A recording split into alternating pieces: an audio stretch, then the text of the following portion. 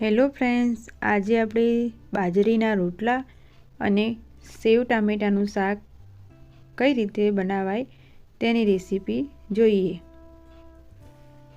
500 ટામેટા લીધેલા છે।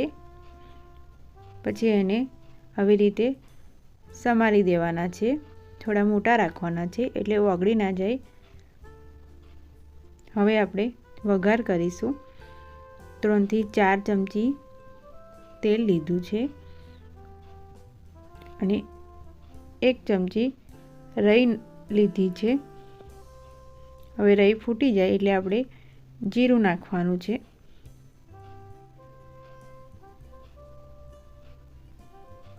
એક ચમચી હિંગ નાખવાની છે અને 1 ચમચી હળદર નાખવાની છે। પછી ટામેટા નાખી દેવાના છે અંદર। પછી એને મિક્સ કરી દેવાની છે।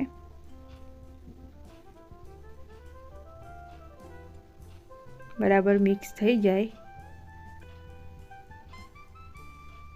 પછી એને થોડીવાર ઢાંકી દેવાનું છે। સ્વાદ પ્રમાણે મીઠું નાખવાનું છે અને કલરવાળું 1 ચમચી મરચું નાખ્યું છે।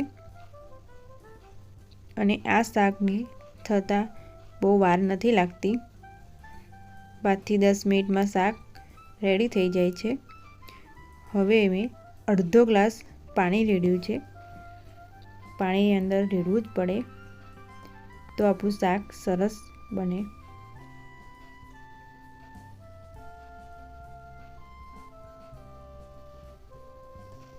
હવે શાક થઈ ગયું છે।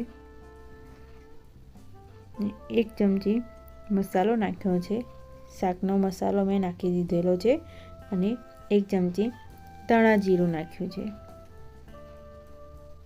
હવે એને હલાવી દેવાનું છે।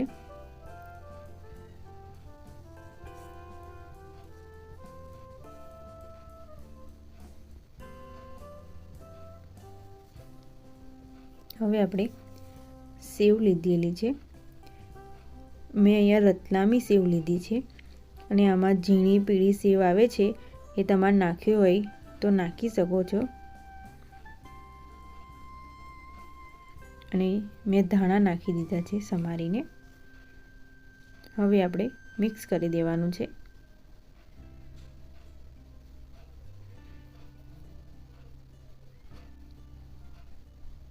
આ શાકમાં રસો હોય તો બહુ સરસ લાગે છે એટલે પાણી જરૂરથી રેડવાનું અંદર।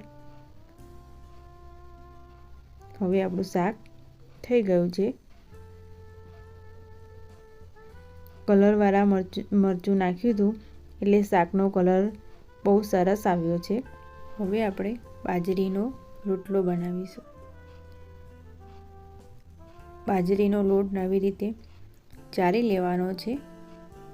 પછી એમાં સ્વાદ પ્રમાણે મીઠું નાખવાનું છે।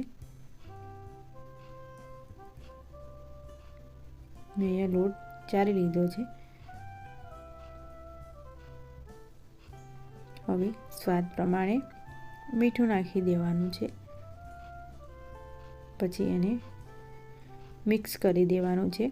તમારે મીઠું પાણીમાં નાખવું હોય તો પણ નખાય અને આવી રીતે લોટમાં નાખવું હોય તો પણ નખાય છે। હવે ધીરે ધીરે પાણી રેડવાનું છે અને લોટ બાંધવાનો છે। લોટ બહુ ઢીલો ના થઈ જાય એ ખાસ ધ્યાન રાખવાનું છે।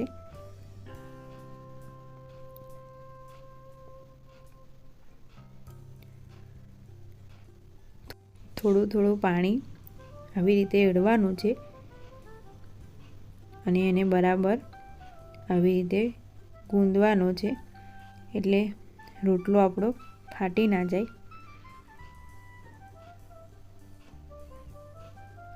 હવે લોટ બરાબર સરસ સોફ્ટ થઈ ગયો છે। પછી આપણે એને થાબડીને બનાવવાનો છે।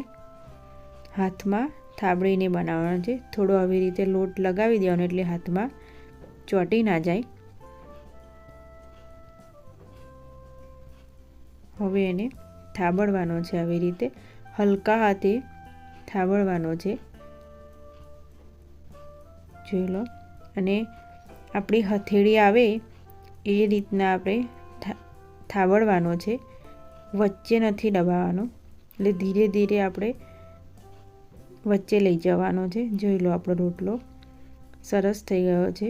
હવે તવીમાં નાખી દીધો છે અને ગેસ ફાસ્ટ રાખવાનો છે, નહીં તો રોટલો દૂણાઈ જશે. હવે આપણે એક સાઈડ થઈ ગયો છે, પછી એને ફેરવી દેવાનો છે.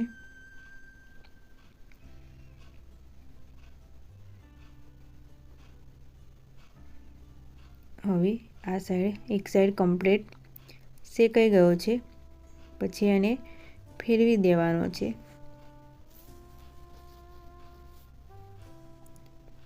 હવે રોટલો સરસ ફૂલીને દડા જેવો થશે.